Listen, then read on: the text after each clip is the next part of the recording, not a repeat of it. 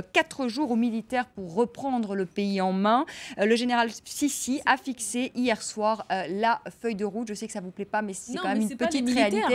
Parce que les militaires, il est là depuis des années. Hein. Et c'est un pouvoir économique. On va écouter quand même le général Sissi, parce que c'est quand même eux qui ont tout orchestré. Si ce soir on en est là, c'est quand même grâce aux militaires et grâce à l'armée. C'est la seule institution qui est vivante. Voilà. On en discutera après. On écoute, si vous voulez bien, le général Sissi, on en reparle. Cette feuille de route inclut la suspension provisoire de la Constitution, l'organisation d'élections présidentielles anticipées avec le président du Conseil constitutionnel qui assure l'intérim en attendant d'élire un nouveau président. Mohamed Atraoui, la question qu'on se pose quand même ce soir, c'est quelle va être la stratégie des frères musulmans? Est-ce qu'ils vont se poser en victime, ou est-ce que vous pensez que leur mouvement va se radicaliser? On le rappelle, demain, ils appellent à manifester en masse au Caire. Alors, se poser comme des victimes, c'est déjà fait. Et d'ailleurs, j'allais dire, c'est de bonne guerre. Il ne faut pas oublier une chose, c'est que l'histoire entre les frères musulmans égyptiens et l'armée égyptienne est une très longue histoire. Elle n'a pas commencé en 2013. Donc il y a un très lourd contentieux. Les frères musulmans ont été pendant des années, voire des décennies, persécutés par l'armée, eux-mêmes parce qu'ils voulaient lui prendre sa place, tout simplement. Donc aujourd'hui, il y a 3 partis. Vous avez le peuple, l'opposition, qui n'est pas un parti politique, c'est le peuple qui aspire à vivre librement et à voter librement. On verra dans quelques semaines ou dans quelques mois. Vous avez les frères musulmans, et vous avez raison. Il y a aujourd'hui un certain nombre d'hypothèses sur leur action. Par exemple, est-ce que les frères musulmans qui ont certaines milices, c'est vrai, dans certaines villes égyptiennes, que vont-ils faire ? C'est vrai.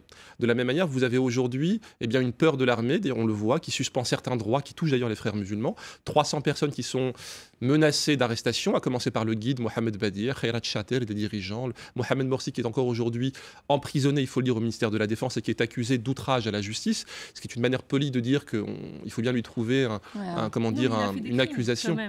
Mais de la même manière que si on en vient là, l'armée également n'est pas exempte de critiques. Donc à partir de là, c'est un jeu à 3.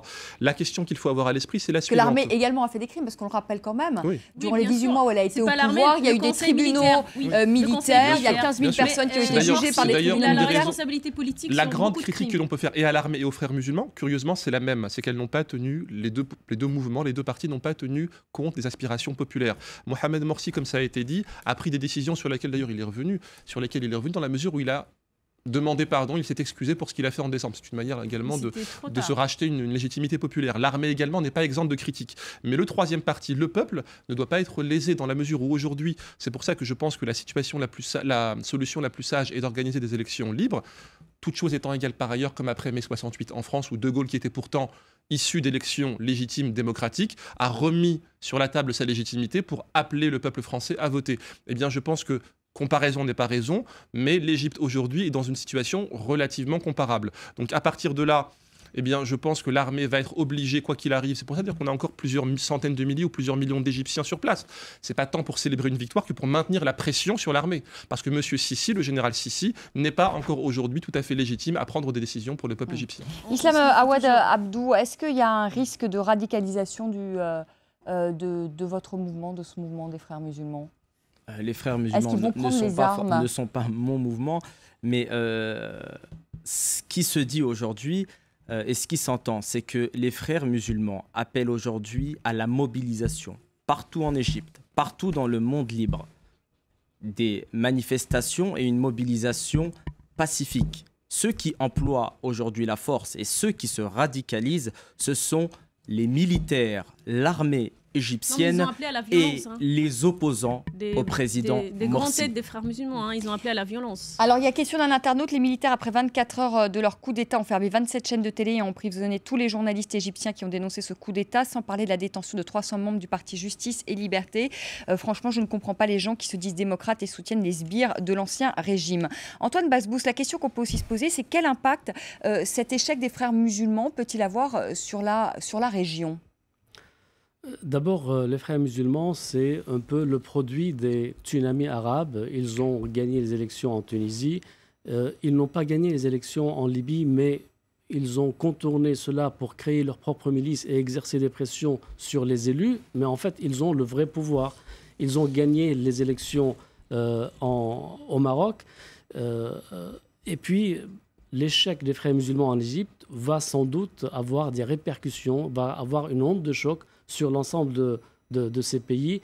et aussi sur Gaza, parce que le Hamas à Gaza, c'est la branche palestinienne des frères musulmans.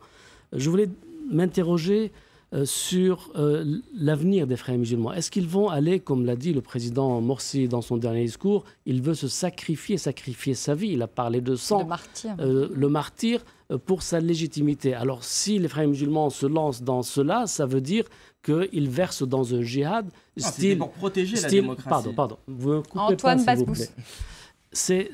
Ça rappelle ce qui s'est passé en Algérie dans les années 90, c'est-à-dire une forme de guerre civile que M. Morsi et son entourage lancent en Égypte. Mais peut-être aussi qu'ils vont revenir à leur vocation première, c'est-à-dire la prédication, pour que les gens soient de bons musulmans. À ce moment-là, ils quittent le champ politique, ils se reconstituent, ils apprennent des enseignements de leur échec et ils pensent aux élections à venir dans 3 ou 4 ou 5 ans. Donc voilà les deux options qu'ont les frères musulmans. J'espère qu'ils vont faire le dernier là. Il faut bien préciser que c'est un parti qui était au pouvoir. C'est un parti qui s'appelle le Parti de la liberté et de la justice. Et ce n'étaient pas les frères musulmans en tant qu'entité aujourd'hui qui occupaient le pouvoir en Égypte. C'est bien un parti. La sémantique est tout de même importante. J'ai une réponse que je voudrais dire ici. Et monsieur, vous ne me coupez pas, s'il vous plaît.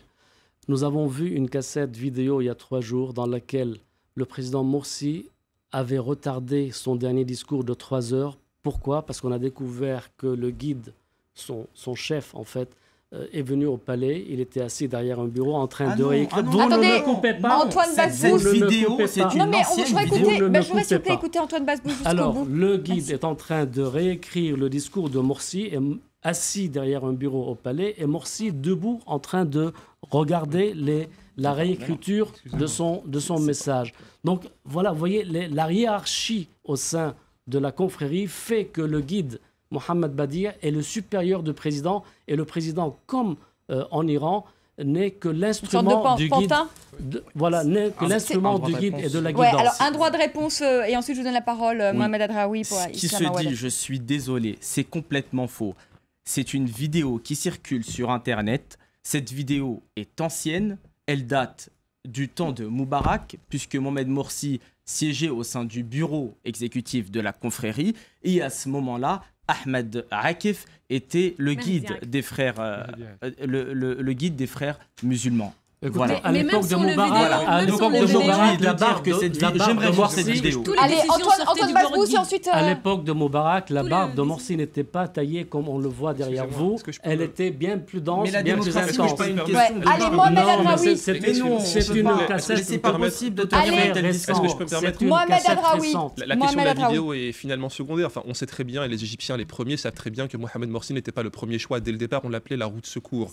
Donc on demandait d'ailleurs, même Chater d'ailleurs. C'était Khayrat al-Chater qui est le véritable chef des frères musulmans aujourd'hui, qui n'est même pas le numéro 1 mais le numéro 2.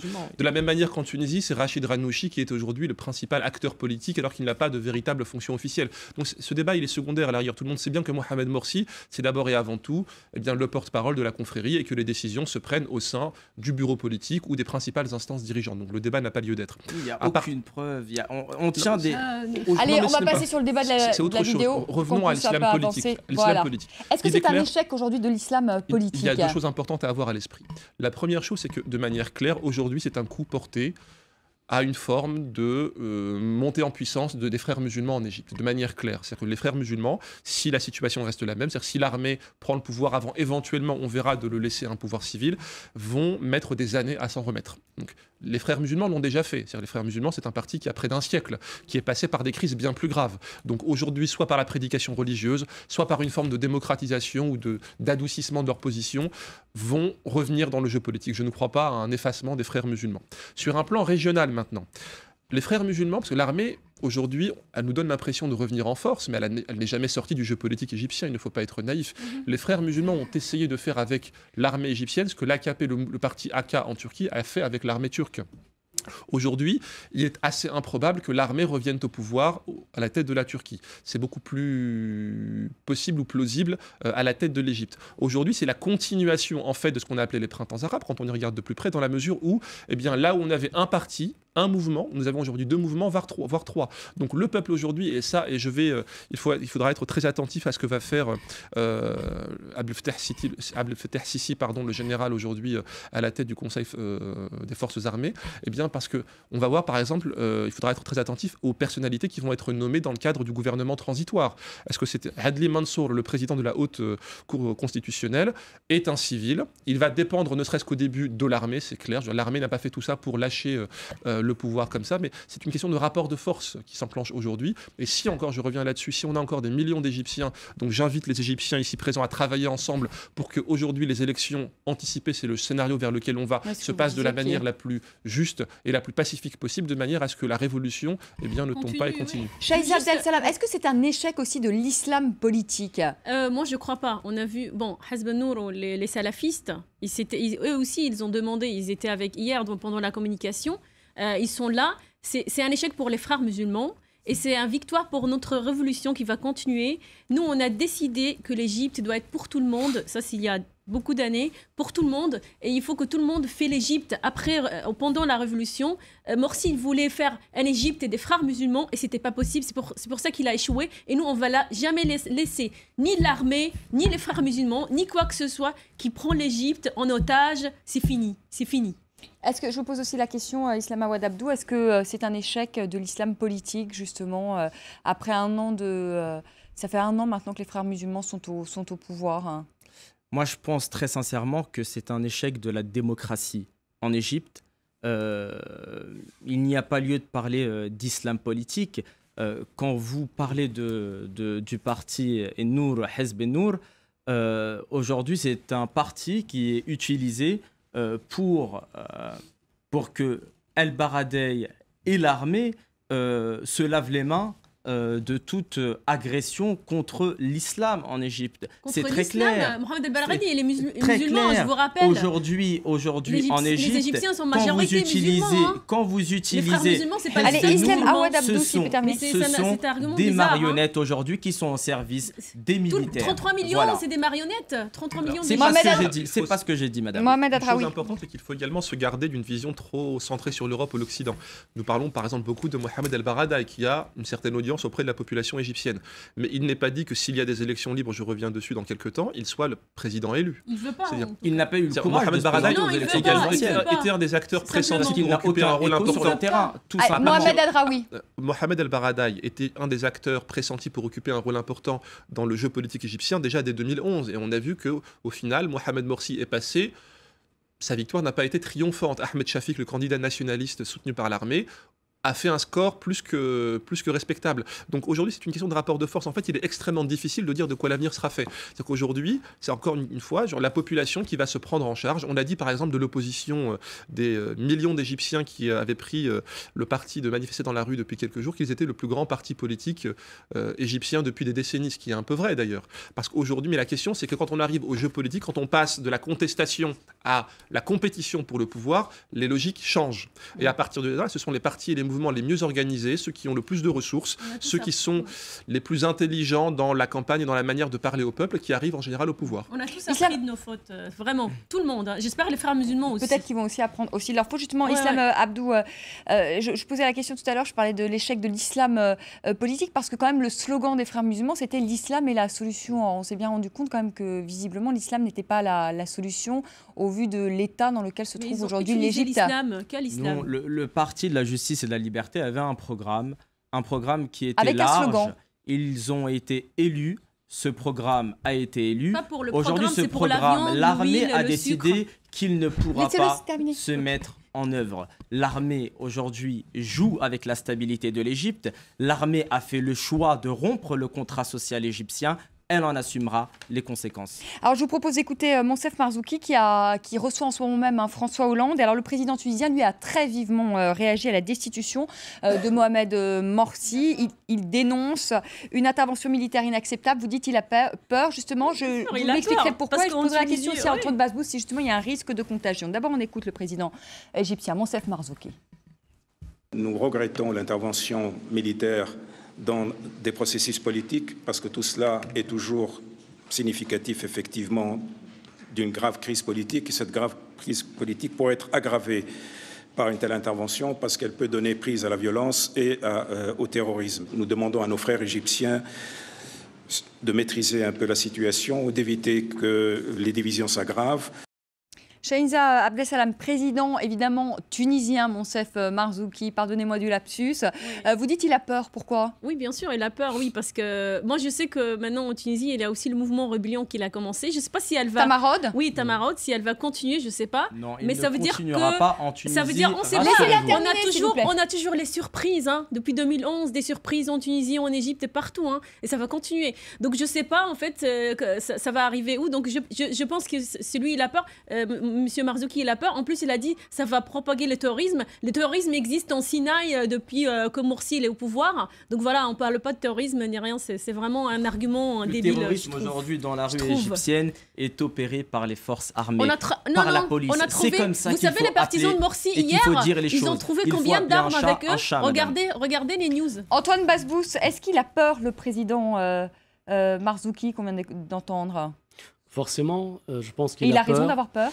Je pense qu'il a peur d'une onde de choc, d'un retour de bâton en quelque sorte, de voir les pouvoirs islamistes comme un Nahda en Tunisie être défaits par un mouvement fondé sur le mécontentement populaire, sur la non-tenue des engagements pris par les gouvernements. Les Arabes sont sortis dans la rue pour revendiquer, pour réclamer, pour avoir un meilleur standard de vie.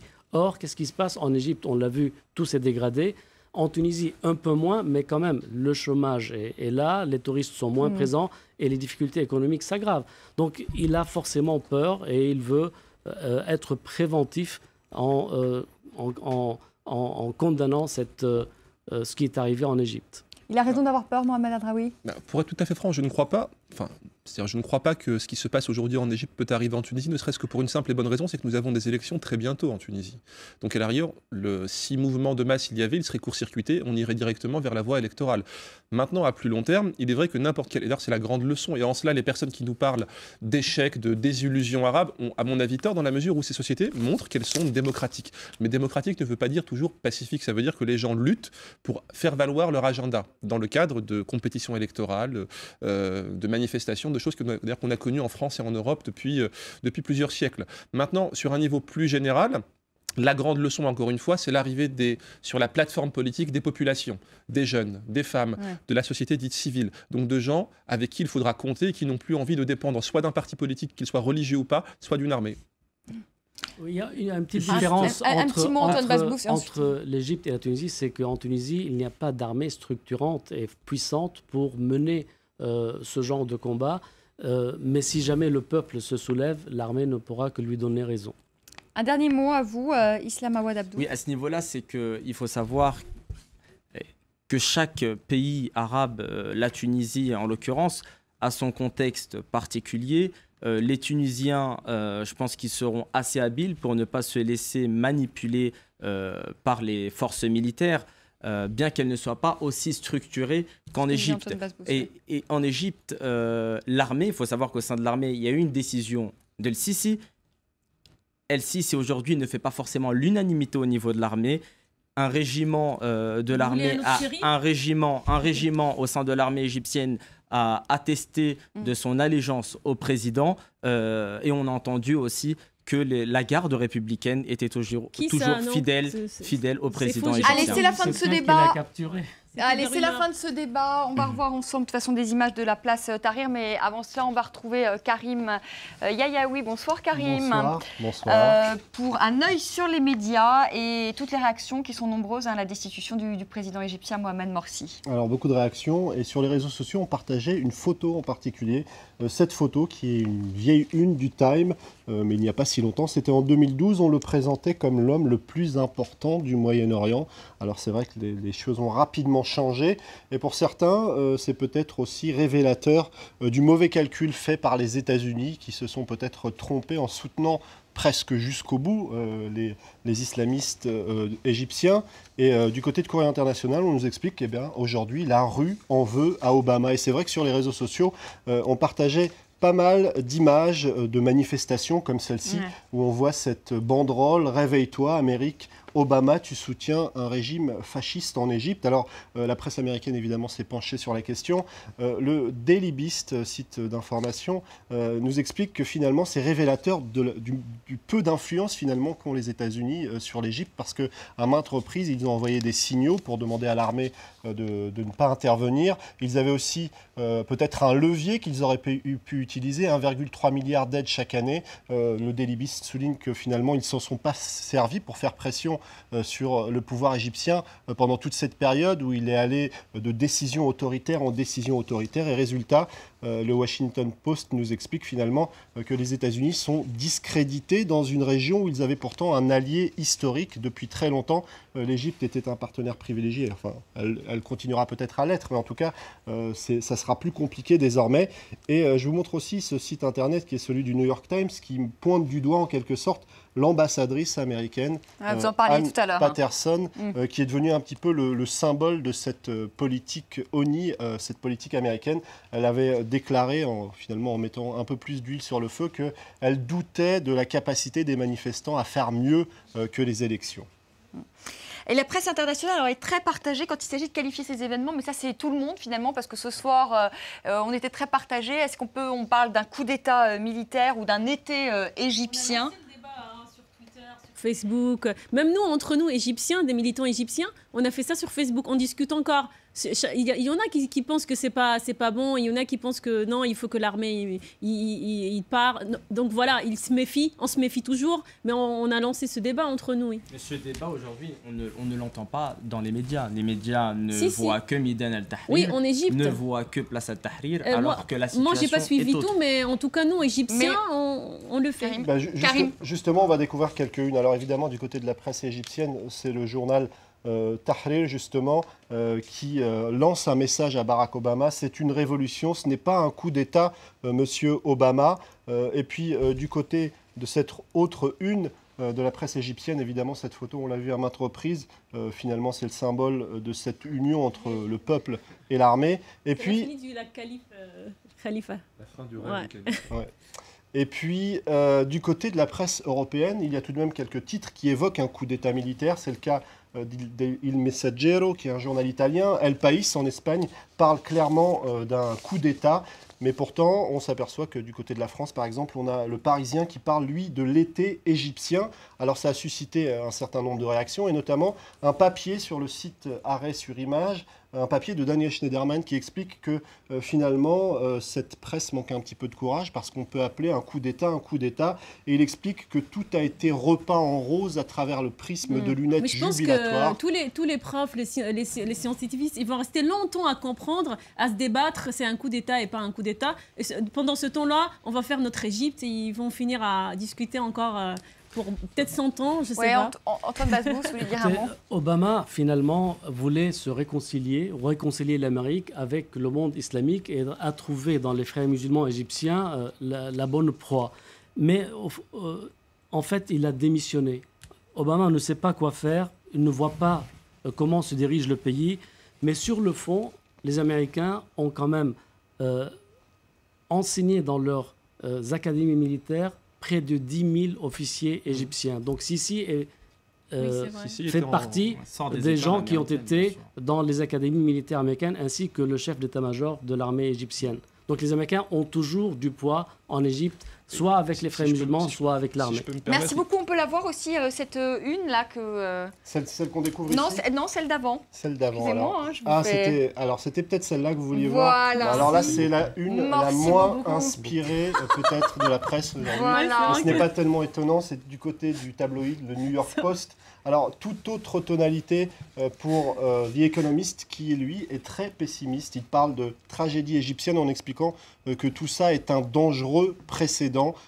Clairement, c'est peut-être un échec pour les frères musulmans en Égypte, mais ça va bien au-delà pour The Economist. Alors très rapidement, la presse tunisienne et algérienne aussi qui a suivi de près les événements. On a parlé de la Tunisie et de l'Algérie ici sur ce plateau. Alors très rapidement, je vais vous montrer le quotidien d'Oran qui explique que l'armée égyptienne a franchi le Rubicon. Et ce qui est intéressant, C'est El Watan qui utilise des termes bien choisis. En fait, il reprend les déclarations du ministère des Affaires étrangères.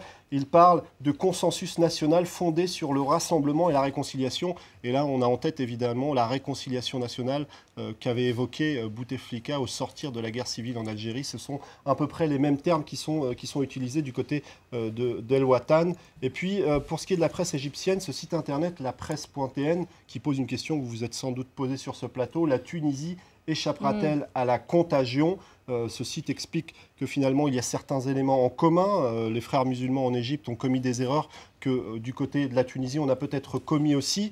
Mais il faut tout de même tempérer tout cela. Et c'est ce que fait ce journal, qui est un site internet qui s'appelle Le Temps. On ne peut pas superposer exactement ce qui se passe en Égypte à ce qui pourrait se passer en Tunisie, parce que ce sont des mouvements de population beaucoup plus forts. En Égypte, le peuple est beaucoup plus dans l'action, alors que, en tout cas c'est ce qu'explique ce site, du côté de la Tunisie, ça a peu à peu tourné à un débat d'élite. Merci Karim, on vous retrouve à 21h15 ce soir pour cette chronique complète. Merci à vous d'avoir participé à ce débat et à vous de l'avoir suivi. On se quitte sur ces images en direct toujours de la place Tahrir au Caire, une place ce soir encore noire de monde. On y revient évidemment dans nos journaux, dans l'édition de 20h. C'est dans quelques minutes, présenté par Raphaël Kahn. Très belle soirée.